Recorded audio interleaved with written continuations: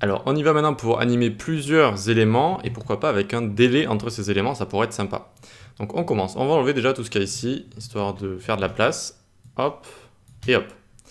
Alors ici, ce qu'on pourrait faire déjà, c'est faire un tableau. On peut insérer un tableau ici avec, par exemple, point image 1, virgule, point image 2, point image 3. Tac. Et ça va fonctionner, ça va faire bouger tous nos éléments d'un coup. Regardez, hop, tous nos éléments vont bouger d'un coup comme ça. Très bien. On aurait pu également, au lieu de faire tout ça, sachant que ça nous retourne un tableau, exactement d'ailleurs ce tableau-là, eh bien on pourrait juste mettre image, ça fonctionnerait également. Très bien.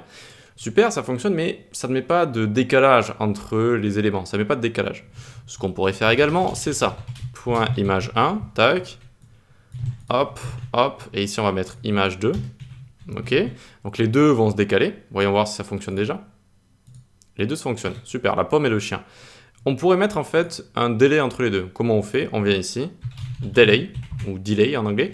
Et ici on va mettre par exemple, alors on va plutôt mettre un délai évidemment à la seconde animation. Comme ça la première se lance et ensuite la seconde se lance avec un délai de 0,4 secondes comme ça par exemple. Et là on a réussi à faire un effet où voilà, ça va se lancer les unes après les autres.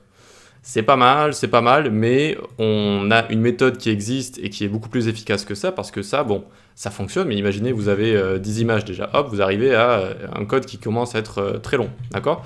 Donc, on peut faire tout ça très facilement, hop, on met ici image, notre tableau d'images, et on va utiliser stagger.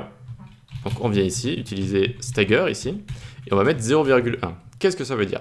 Stagger, en fait, ça détecte qu'on utilise plusieurs éléments ici, donc plusieurs images, et ça va être le délai entre chaque animation des éléments, donc 0,1 ici, tout simplement.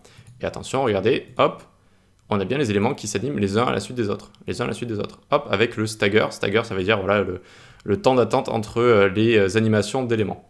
Donc c'est assez sympa, et on peut utiliser, par exemple ici, j'avais fait, hop, des boutons, CTRL-K, U, allez, non, ça fonctionne pas. Alors, le raccourci fonctionne pas, on va l'enlever à la main ici, les commentaires.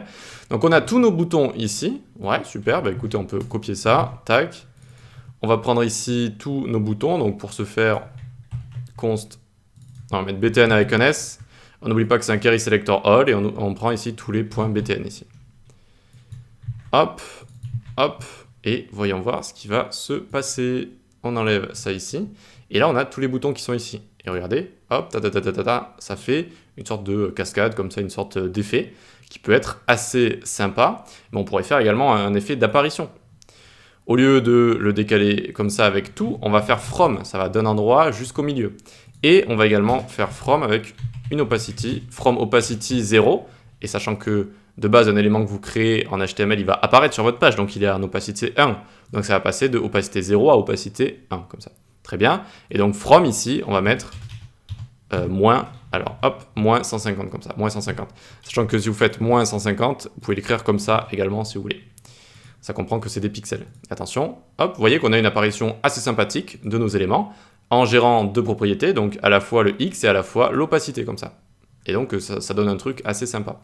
Donc ces staggers, ça sert vraiment quand on a ce genre de choses, c'est-à-dire plein d'éléments qui sont pas forcément similaires, mais qui se partagent une même chose en fait. Et là, bon, ils sont similaires, hein, c'est des boutons.